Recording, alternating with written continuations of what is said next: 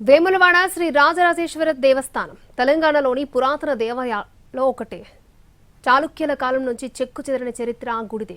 ఎంతో చరిత్ర ఉన్న ఈ దేవాలయ విస్తరణ పనులు ఒక అడుగు ముందుకు 2 అడుగులు వెనక్కి అన్నట్టుగా జరుగుతున్నాయి. పనులు అలా మొదలయ్యాయో లేదో రాజకీయ రగడ స్టార్ట్ అయింది.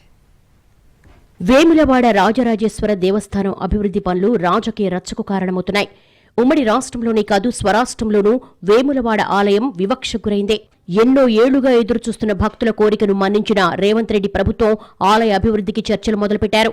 సీఎం రేవంత్ రెడ్డి దేవాలయ విస్తరణకు వివిధ అభివృద్ధి పనులకు శంకుస్థాపన చేశారు. తొలిదశలో ఆలయ ప్రాంగణం, గర్భగుడి పరిసర ప్రాంతాలను అభివృద్ధి చేయాలని నిర్ణయించారు. అందుకోసం 100 కోట్ల రూపాయలు విడుదల చేసింది ప్రభుత్వం. శృంగేరి శంకరమఠం పీఠాధిపతి పర్యవేక్షణలోనే కొత్త నిర్మాణాలు చేపట్టాలని నిర్ణయించారు.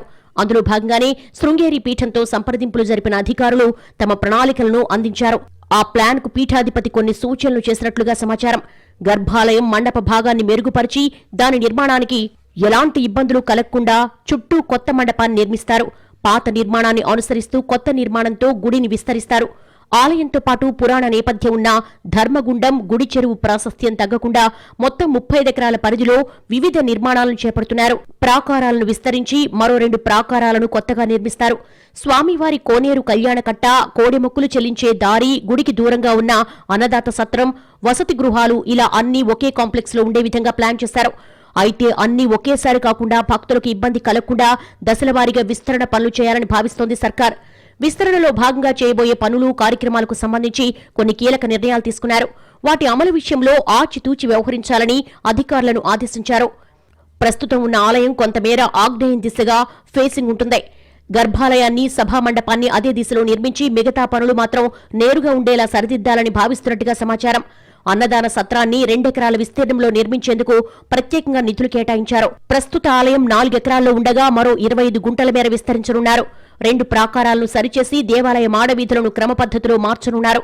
పరిసర ప్రాంతాలే కాకుండా గుడికొచ్చే ప్రధాన రహదారిని కూడా వెడల్పు చేయనున్నారు. సుమారు 4.5 దశాబ్దాలుగా పెండింగ్లో ఉన్న రహదారి వెడల్పు అడ్డంకులను తొలగించేందుకు స్థానిక ఎమ్మెల్యే, ప్రభుత్వ విప్ ఆది శ్రీనివాస్ నిర్వాసితులతో మాట్లాడటంతో ఇష్యూ సెటిల్ అయింది. మూలవాగు బ్రిడ్జి దగ్గర నుంచి దేవాలయం ప్రధాన ద్వారం వరకు రోడ్డు విస్తరణ జరిగింది.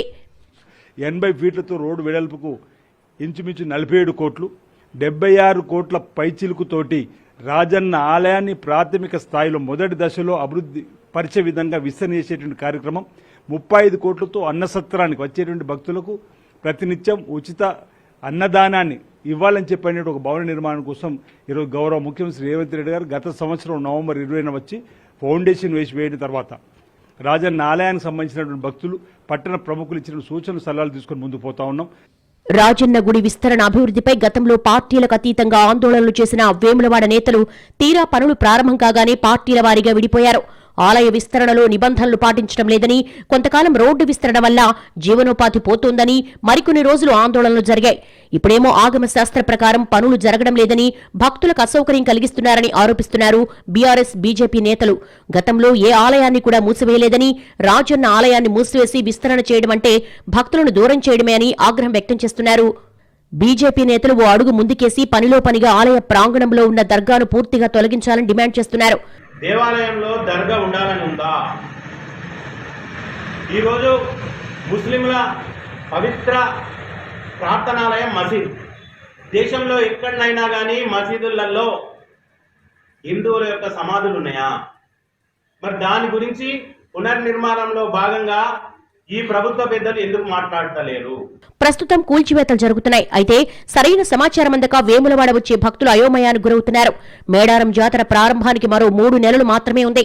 దీపావళి తర్వాత పెద్ద సంఖ్యలో భక్తులు వచ్చే అవకాశాలున్నాయి. అప్పట్లోపు చుట్టూ ఉన్న కూల్చివేతలు పూర్తి చేసి ప్రధాన ఆలయ దర్శనాలను కొనసాగిస్తారా, లేదంటే తొలుత అనుకున్నట్టు భీమేశ్వర ఆలయంలో దర్శనాలు ప్రారంభిస్తారా అనేది క్లారిటీ రాకపోతే భక్తులు మరింత కన్ఫ్యూజ్ అయ్యే అవకాశాలున్నాయి.